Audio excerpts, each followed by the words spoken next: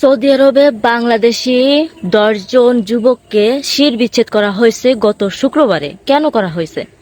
এই যে বাংলাদেশের যে 10 জন যুবক, এরা বাংলাদেশ থেকে যখন সৌদি আরব গেছে, মানুষ কর্মসংস্থানের জন্য যায়, কর্মের জন্য যায়, কেউ যায় স্বপ্ন পূরণের জন্য, কেউ যায় মা বাবার জন্য, ফ্যামিলির জন্য, বিভিন্ন কারণের জন্য প্রবাসী হয় মানুষ।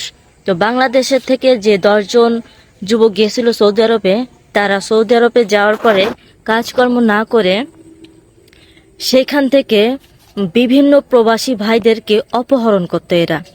এই যে 10 জনকে ধরছে বাংলাদেশের, শুধুমাত্র বাংলাদেশের 10 জন না, আরো 10 জন আছে বিভিন্ন জায়গার, কেউ দেশের বাইরে আর কি, ভারত পাকিস্তানে আছে, আর একটা কি দেশ যেন। মোট 20 জনকে শিরবিচ্ছেদ করা হয়েছে।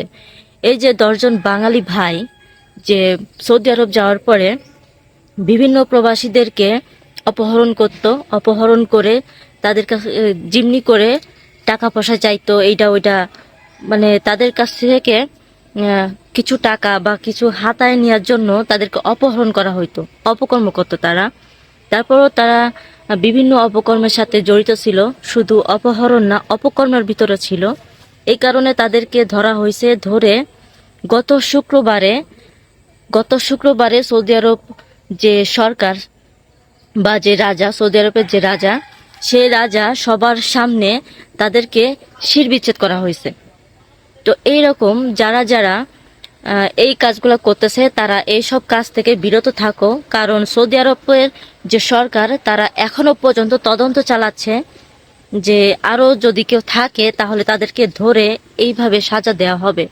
শুধু সৌদি আরবে না, তো সৌদি আরবের ভিতরে বিভিন্ন জায়গা আছে, যেমন বাংলাদেশের বিভিন্ন জেলা আছে, ঠিক রিয়াদে আরো কি কি জায়গা যেন শুনলাম, ওইদিকেও কয়েকজন ধরা হয়েছে।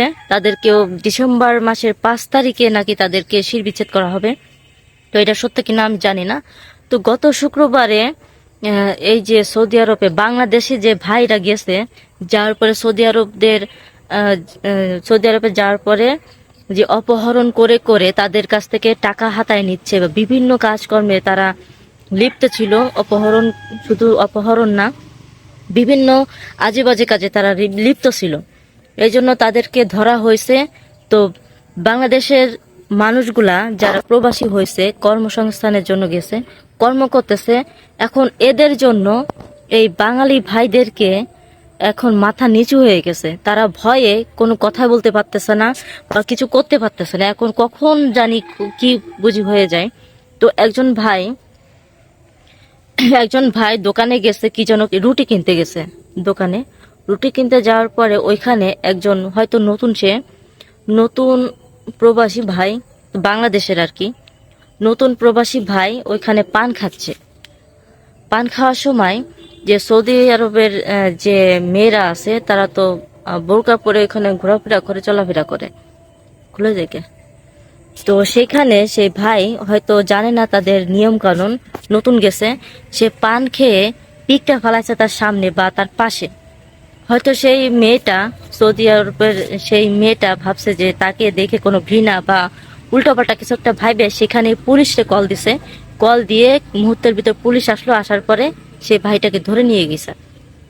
তো বাংলাদেশের মানুষ এক জেলা থেকে অন্য জেলায় যাওয়ার পরে যে মুস্তানিগিরি করে বা উস্তাদিগিরি করে, ঝামেলা করে, তাদের কিন্তু ছাড়া হয় না যে তুই এক জায়গায় থেকে অন্য জায়গায় আসে, তুই এরকম করলি কেন। ঠিক তেমনি যে এক জায়গা থেকে অন্য জায়গায় যাওয়ার ফলে মানুষ যে কি করবে, তো নিয়ম কানুন না জানলে জানিয়ে নিতে হয়।